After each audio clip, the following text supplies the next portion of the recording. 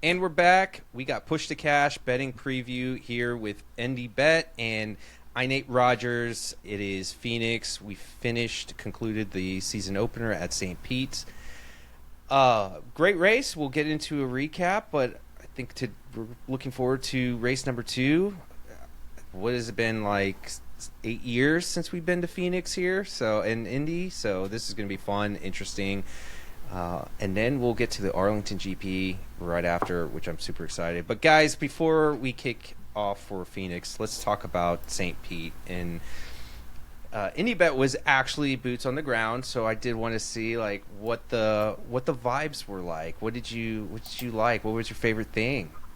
Yeah, man, place was packed. It was great. Never seen it more crowded. I was there all day Saturday, all day Sunday, obviously. Truck race was pretty cool.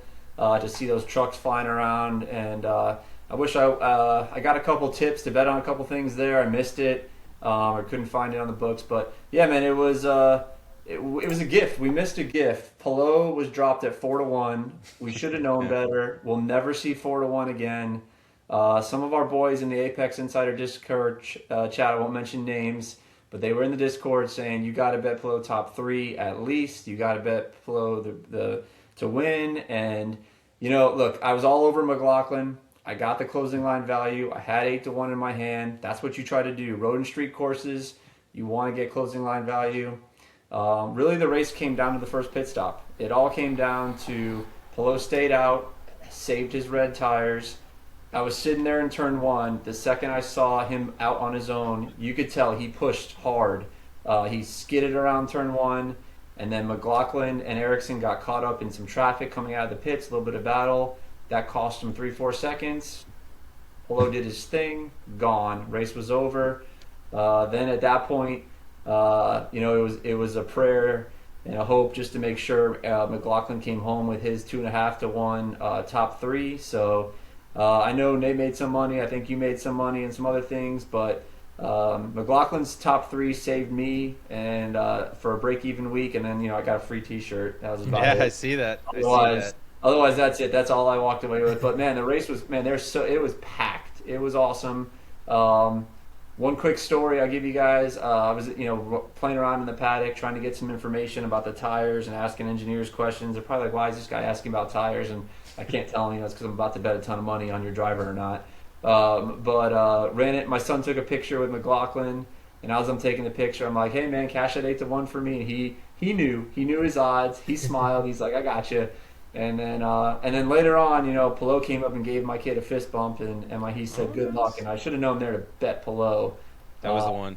But my son was happy. He cashed his top 3 on McLaughlin. I had to pay him money, which hurt when I wasn't feeding my own account with McLaughlin 8-1. But yeah, good race, man. It was a ton of fun. Love St. Pete. It's my home track. So we were on it. Like, look, we had the right thing. We had the closing line value. Just McLaughlin couldn't bring it home, and we got Pelot again. It happens. Got Pelot. That is the term for sure. I did get in on that top 3. I'm a little disappointed in myself because I knew in the back of my mind I should really unload on that. And I agree with you. I mean, you got to take that 8-1 with Scott. Obviously, I was on that too. It's just Pelot, man. It's his world and we're living in it. So he's just so good right now. We're just witnessing greatness, and that was a big reason why when you and I, Nate, when we talked about the Futures Pod, I was afraid like we'd go into this race and he would just dominate. So I was like, I'll take it right now. That was champs odds, and we don't know what it is. But yeah, what do you think, Nate? What did you think of the race? Yeah, I mean, I was just excited to watch some racing. That even with Pelot is like winning by 20 seconds, I was excited to watch it. So, I don't know how long that'll last, but I definitely appreciate his greatness and what's going on. I do want to kind of go back to some stuff we talked about last week.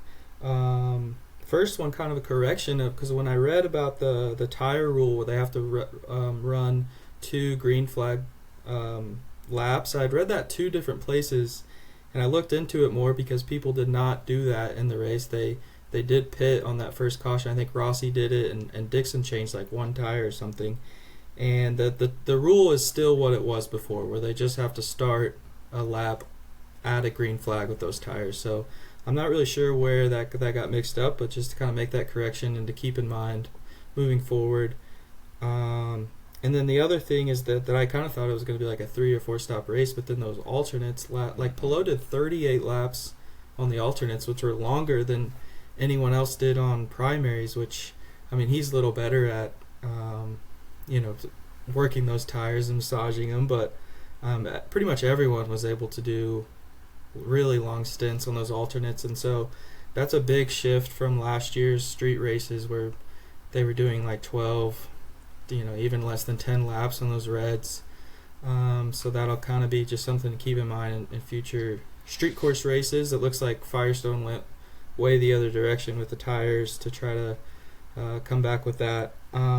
Another thing I brought up in the preview was that plus 50% of the time in the track's history that the winner comes from row 1 and row 2, and we got that again with Pelot winning in the first 2 rows. And then another stat I brought up was that the on average you have 2 podium finishers that start in the first 2 rows, and that happened with McLaughlin and Pelot. So it's not going to work out like that every single time. We have those stats, but just kind of wanted to throw that out there, that those stats do kind of matter more than just like saying them for fun. That it's something to think about when you're looking at these tracks of kind of how the race can evolve. Other smaller things is that I thought McLaren was pretty steady besides Siegel. He looks almost worse, I guess, but Dale Coyne was a really awesome story. I know a lot of us were trying to fade Grosjean, and so that didn't really work, but really cool for Hauger and Grosjean to start the season like that with that much pace and qualifying and staying up there in the race pretty well. Another thing I found out, I mentioned this in our futures thing, is that one reason it'll be really tough for Lundgaard to ever win the championship is because his best tracks are where Pelot is even better. And I heard a stat that in Lundgaard's last 9 podiums that Pelot has still beat him in 7 of those races or something like that, which is just kind of nuts. And David Land talked about this on one of his videos, but he said people kind of need to stop trying to out Pelot, where some of these drivers are, they're trying to manage their tires and stay on these super long stints when they're not as good at, like Ericsson kind of got caught up in that on used tires, and I don't know that there's a way to beat him no matter what you do, but it's almost like people have kind of shifted to trying to beat him at what he's best at, which is probably not the best way to go about it. But that's all the notes I had there for a pretty fun St. Pete race. I enjoyed that one. Yeah, no, going back to that Ericsson one, which was the trickle effect to Armstrong missing that turn 1 the way he did, and pulled him back like by 4 spots, I think it was, and that I think was the difference in that Grosjean versus Armstrong bet, which I'm very disappointed in, because I did not come out positive in the bet on my bets because of that. I actually ended up down 1 point whatever units, which is not bad. Okay, I'll take it. But it was disappointing because I think that was my bigger bet, and I had like 2.6 units on it. I really had faith in it. I really believe if that didn't happen and he stayed in the position he was in, he would have been ahead of Grosjean. But that shouldn't take away. Which you never know. My bet for that, because he was doing fine. He was doing fine. But to Grosjean go back to it Dale, back to you. Don't worry. We're going to get that coin back for sure. You will give it back. And just for the sake of all of it, I mean, we've made so much money on him over the years. It's fine. We'll take it. But Dale Coyne did look superb. I was actually really shocked by that. And the tires were very interesting. Because I even went in with the mindset that the primaries are probably going to be what they're going to stick on, but it lasted forever. Now that brings up the question that you kind of brought up, is those alternates are probably going to last longer than we expect. And it makes me want to go back and actually look at the previous races, because I want to say that some of the previous races in 2025, we did witness that, where we thought the alternates weren't going to last as long, but they did last a little bit longer. So I want to see if that trend continued, because then that will be a big deal moving forward. But fun race. Obviously love St. Pete. It's great to have that start. Let's go ahead and get to Phoenix, though. New track, new everything. I'm going to hand it to you, Nate, so go with your preview, man. Yeah, like you said, it's their first time back there since 2018. I think only 5 of the current drivers have raced there before. Newgarden and Dixon have collected wins there. Then you have Power, Rossi, and Rahal. Everyone else outside of the open test or maybe a potential tire test early in the offseason, they have not been there. It's just a straight 1 mile oval. Some drivers have compared it a little bit to Iowa in some parts, a little bit to Gateway, but it's pretty unique from what I'm reading of as kind of this dog leg into, I guess they switched the finish line to the other side. What used to be the back stretch is now the front stretch where the finish line is. Asymmetrical turns, so not a fully equal oval or shape there. So there's just not really a lot of track history or anything. There's no real tire, like alternate tires or anything for this race. Chevy and Honda split 3-3 in ovals last year. Just to keep in mind, Chevys are generally going to have more of that power, more of that top speed, but Hondas are going to be generally better for the fuel mileage. And yeah, that's pretty much it for a preview there. Yeah, I know it's going to be pretty light. I don't think there's much you can take away from 2018, obviously. Though we did chat a little bit, Nate, last night, and I wish I had more data. We're looking into that. We're going to try to see how we can get more data on IndyCar. We'll see how that happens. But all we can work off of is the testing for 3 days that they had over there, and they kind of combined it. There's different ways you can look at it, but just looking at the combined results, I know we chatted a little bit, which we'll get into about GridRival, and I would love to get your opinion on that Indy bet. But that's it. It sounds like we should be backing Penske, right? Yeah. The one thing I'd add is we can take comp tracks, right? So yeah, we don't. I think that the data, all right, great. There are a couple of guys that have been here back in 6 years ago, but it's different car, different everything. I think we can look at comp tracks. Comp tracks for me, number 1, Worldwide Tech. I think that's the number 1 comp track. And then I would say there's a little bit of similarities in Iowa. And we know what Iowa means, so we'll get to that a little bit later. So Iowa, Worldwide Tech is actually same guy, right? So we'll talk about him in a second. And then, I think we can look a little bit at the testing, which tipped us off to some of the ECR guys.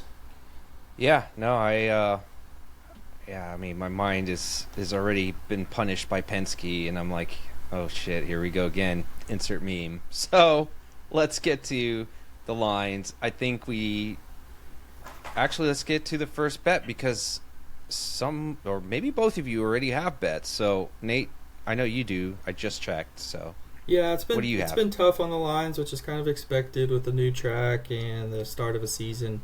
I went with Malukas 13-1. I was Malukas last week. Gonna jump on him again here. Quarter of a unit, 13-1, and I was able to get Rasmussen at 22-1, which I know I don't know about a lot of people, but some people got 40-1, which I would have loved. I think Mike and I, and probably you too, Capper, just that we're kind of all in the same space of liking Penske. I'd add Award into that list, and then the ECR guys. So that's just kind of where I'm going to focus as the lines continue to come out. And IndyBet, do you have already a play? Nope, no bets. Part of that's because, there's a couple things. Part of that's because Hard Rock hasn't posted any lines yet, so that's disappointing. I've been refreshing for 2 days ever since Caesars dropped numbers. I was my eyes immediately were looking for the ECR guy numbers. They tested here really well. Rossi's won here before, so all right, we just said that doesn't matter too much. But they also he was right up there in testing. Might have been number 1. And then Rasmussen's obviously showed us that he can do well in these ovals with a win last year. So I was looking for big numbers on those guys. The 40-1, I know people got that. I think anything 20 or above is worth a half unit before quals. And then my other guy I'm targeting the second. I see a good number. If anything 5-1 or north for Joseph, it'll be a pre-qual bet for me. But with ovals is a little bit different. Last week we had bets made because we want closing line value on road and street courses. You want to catch McLaughlin at 8-1, and then he sits at pole and his number drops to 2 or 3-1. With the ovals, I don't care if somebody starts. You can win from 5th, 6th, 7th, 8th, 9th, 10th. Yeah. If you got a fast car and maybe you just didn't throw down a hard lap. So I'm more apt, especially on a track we haven't seen, to watch the practices and really fire away maybe after quals. I don't think the numbers are even going to drop that much. So we'll talk about some of the Caesars lines. I think New Garden was at 3.5-1. That's probably not a bet for me. I think that's what Caesar has them at, right? They have it right now plus 320, and then DK has it at 3-1. Yeah. So is it really going to get much worse if he lands it on pole? Probably a 2-1. Right. So I'll wait and maybe actually hope that he qualifies 5th or 6th. That happened at Iowa a couple years back. I knew I wanted to unload on him, and he ended up qualifying 5th or 6th. Just had a little slip up in qual. Somebody else dropped a big lap, and it upped his number to 4 or 5-1. Hammered that, and he easily won the race by he lapped everybody. So I'll be waiting for Saturday. So keep an eye out. Jump in the Apex Insider Discord. Watch X, and we'll see what we see in practice. Yeah, honestly, I'm not gonna do it. Scott McLaughlin at 8-1 again. I'm not gonna get cute with that. I'm not gonna get cute with the outrights. I am tempted still at Malukas. He's still 10-1, 11-1. So would be nice if it was 13-1. But I just don't see that getting better. I feel like he's just gonna be in that top 6, and you're gonna see him drop down to a 7-1 or a 6-1 or something like that. 6-1 probably. But you never know, right? You take the risk, you don't do it, and he qualifies P20 for some reason, and you can probably get a number. I just don't see it getting better. But let me ask you guys this. What is your thoughts on Andretti going into this weekend? 2 years ago, their short oval program was really good, and so I was backing them to start the year. I knew I'd get good numbers, and then they took a huge step back. And then I just don't know that Will Power and Rzuski have had enough time there since Penske basically made them wait to start the new year to really make enough changes. Maybe later in the year they get better with Power giving his input and Rzuski knowing what he wants. But right now, you'll see my GridRival cards that I think I faded every Andretti driver, so I'm not about him here. Yep, yeah. I'll make it simple. Andretti, ovals, fade. Yeah. You can clip that. We can throw that online. Fade. It will. Power. I saw Power a couple times in St. Pete. He looked like a sad little puppy walking around. It was like he wanted to just bash the car every time he spoke, every time he gave an interview, but he couldn't even help himself. He was mincing words. He was like, we got to get better. We got a brake problem. It was never, it was, he just, I thought maybe that Power would bring some of his oval prowess, but man, I don't know. I just don't, I got to see it to believe it. Kirkwood has won at Worldwide Tech, but he only won because of some really luck box strategy and the fact that all 3 Penske's went out on contact. I believe McLaughlin went out on mechanical, and I want to say Joseph and Power crashed into each other. Is that right? Or they crashed? I don't know. All 3 got retired after leading most of the race. So I don't even buy the Kirkwood win. So no, I will not be betting on any Andretti cars. No, and it definitely not. And I do want to reference the one guy that joined our Discord early February has this insight. This was his exact words. I'll just say he said to a person he knows, Will is having a hard time adjusting, but I guess maybe he will figure it out. And this was on February 17th. And then he followed up with messages. Yep, Will is not liking this car. He's not liking this car. And then there you go. He just said he was not having a great time. So more than anything, that was my strategy with fantasy. I put Kirkwood and Ericsson for one race because I did not want them for this race. And now I'm just trying to see, could they have something maybe up their sleeve we just don't know about? But you guys confirmed, probably not. So let's see. Then I guess we don't really have any other lines. What is a midfield type of team that is not ECR that actually could overperform here? That you could see overperform, or a driver? Just pick one of the two. I guess also I think it's going to be hard for these smaller teams to have a strong setup as the bigger teams, because the bigger teams got to send, plus ECR got to send a driver to the first tire test in the off season, so they all had a head start, and then they had the open test with everyone, but that just allowed Penske and Ganassi and then ECR to dial that in even more. I just think they're going to be too strong. If you want some fun people to look for in the field, I think Armstrong's really improving at ovals. He's not quite there yet, but his line's going to be pretty good. And then VK moving over to a way better oval team, who's a pretty good oval driver. I don't really see either of them winning, but if you want like a really fun number, I think it's there to, I'm a big fan. I hope we get some top 5s and 10s, because I would love to take on some arenas, 5s or 10s. I don't know about top 3, but would be nice. I didn't really actually bring up Hauger and his awesome performance. I feel like I should have brought that up when we were talking about St. Pete's, but he's definitely one that I feel like is going to struggle here, especially that it is a totally new kind of environment for him. And like you said, like younger teams, younger drivers, they're going to probably struggle. So Mick. And then my boy Grosjean, can't wait. Give me a matchup, please. We're going back at it. So I will not even think twice. We're going back at it. Just hoping it's not like some Ray Hall versus Grosjean bet. So he's got a martingale strategy. The Grosjean bets, and I don't have like. It's not that I dislike him. I think he's a fine person as a human being. But man, I was just always annoyed with the way he drove in F1. I hated his style. I hated it. I just did not like it. I always thought he was just always, pushed as this, god for Haas at the time. And I was like, no, he's not. And so it kind of carried on into IndyCar.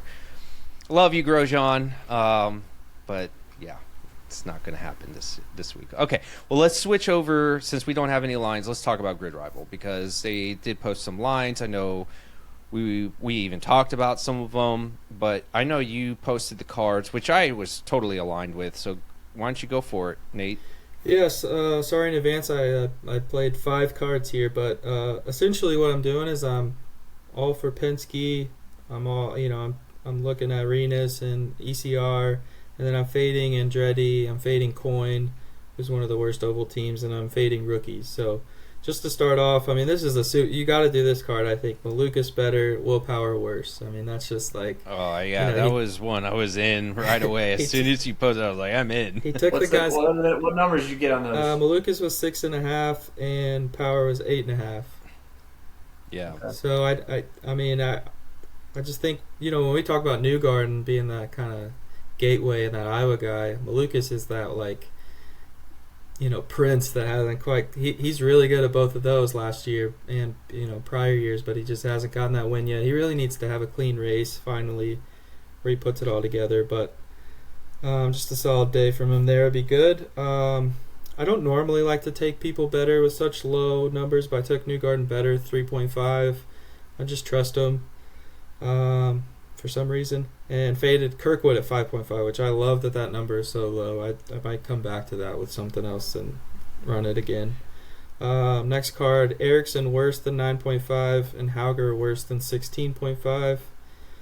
Just keeping up with, I think Ericsson, they probably moved him down from him having a good start to the year, and I love that. Yeah, I'll try to because benefit. I think he should be at like at best 10.5. Yeah, and that 10 line to 12 something. Yeah. Grosjean worse 17.5, VK better 14.5. That VK line could be a little high with his first race with them, but when you look at Daly's stats last year in the Juncos cars, even with the issues that they gave him, once a race, or his poor tire management at times, he was still finishing above that line. Last one, I went with Schumacher, worse than 20.5. Again, I don't normally like to go worse that low. That one's a little risky, but he could be in over his head here, and I want to find out with this card. He's Fafo. Yeah. And Rasmussen better than 8.5. I like that better than Rossi's number, which I forget what that was at. Maybe it might even be lower, but let me get to it.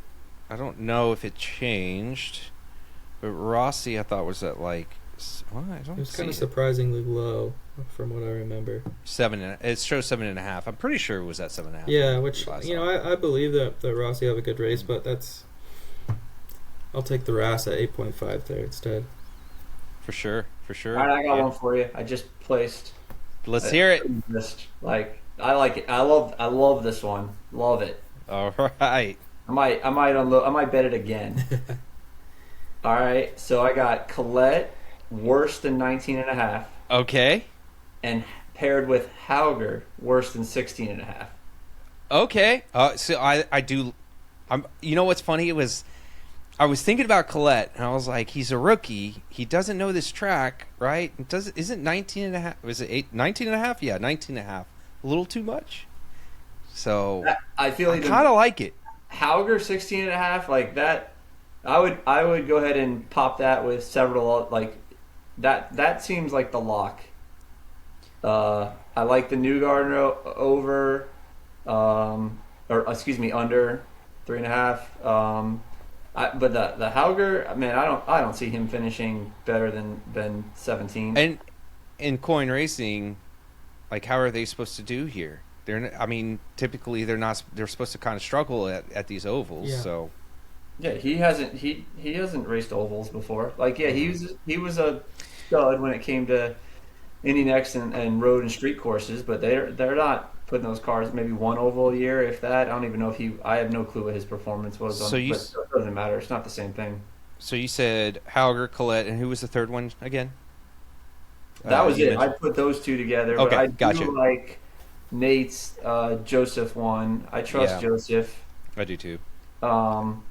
So I like that one. I like the Rasmussen over, but yeah, I'd be pairing up Hauger with the Hauger worse than 16.5 with, choose your fancy. Yeah, and they're both Yeah. like when you look at the pit stop performance of those two, they're pretty low as far as their team could screw them up in the pits. They're inexperienced.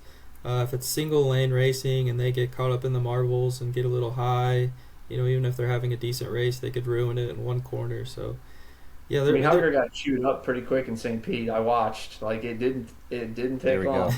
There It's it is. in. It's in. Enough said. Which actually brings me to what we were talking about, Nate, because I was like so enamored by Kiffin Simpson for the testing for 3 days. Did almost, I think, the second most laps, and still had the third worst time.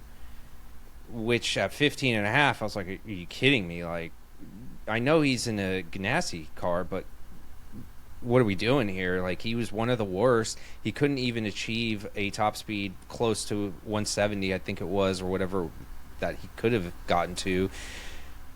In his odds too, they're 100-1 right now on DK. He's like bottom 3, so I felt like that was my favorite one.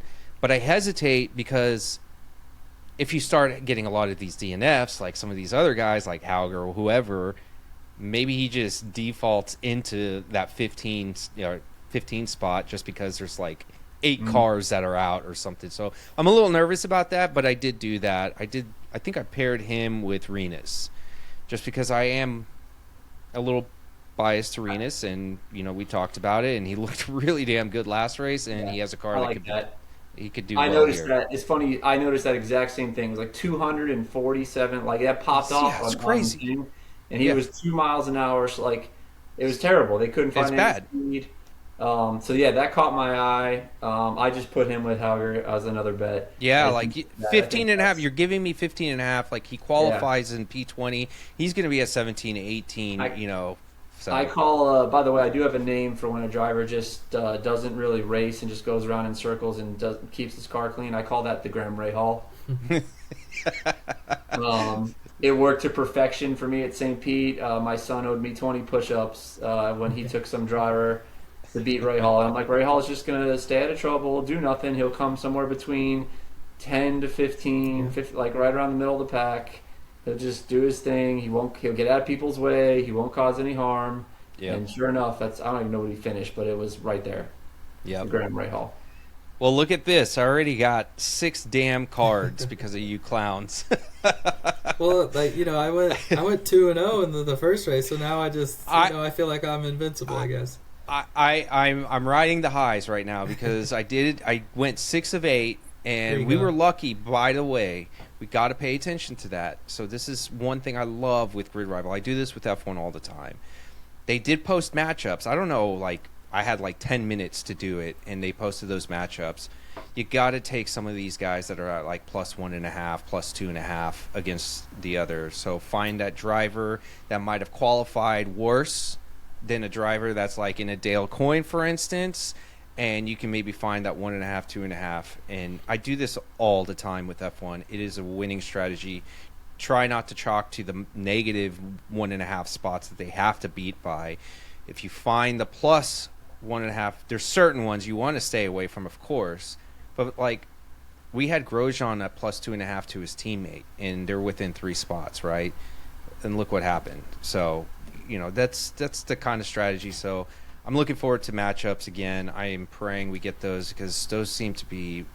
I just love matchup bets and GridRival. So love it. Yeah, I know we don't have a whole lot to talk about. I will put a little bit of my fantasy like projection, or not projection, but like what I'm going to go after for this week.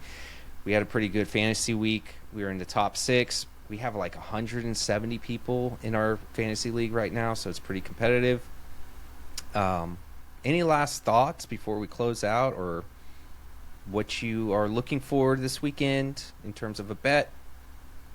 Keep an eye on the Discord on Apex Insiders. Keep an eye on X, and this is going to be ovals is a different strategy and so it's a lot more post qualification betting. So though we did just make a bunch of bets right there, we started off with none. I guarantee you, I'll have a full card come Saturday. I'm excited to not be sweating my butt off outside and just be hanging out by the pool watching the race this weekend. So keep in tune.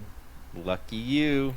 Yeah. Yeah, I mean, for me, I'll probably just be keeping it simple. I'm excited to see Indycars at a new track that it's been a while at least. I'm probably going to find Newgarden in some way, and then I'll be thinking I'm going pretty light until, like last week, Sunday comes up and all these different options come up, and I can't help myself, so it'll probably get heavy. We never mentioned Hello on this entire pod, or entire video. I know. Just saying.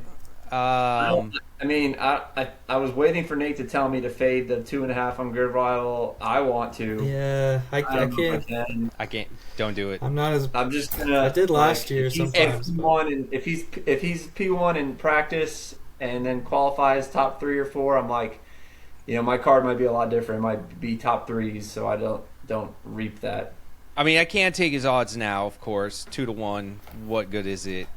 Even if he qualifies, but I would tell you this, the best way to attack it this weekend is going to be through Kalshi, live odds, because there's going to be a point in time you're going to see one of those Penske's, maybe 2, leading for however many laps, and then the odds are going to start shifting towards the Penske's. They're going to win, but Pelot's probably got something up his sleeve. I don't want to mention it because I am still skeptical about him. I don't know why. I shouldn't be at ovals. But man, there's no way I will fade him ever in a matchup. I will only back him, but I just can't take those odds right now. And then we'll be talking about this next week about how dumb I was for not taking 2-1 because he probably will win. Yeah, I mean, I just want to act like right now that there's other options, and then later in the year these episodes are going to be 30 seconds long, and we just say bet Pelot and turn it off. So yeah, that's it. Yeah, race preview. Bet Pelot. We'll see you tomorrow. Exactly. All right, guys. Well, this is fun. I'm looking forward to this race, and yeah, I hope that we all cash this weekend. Let's do it. All right, guys. Uh,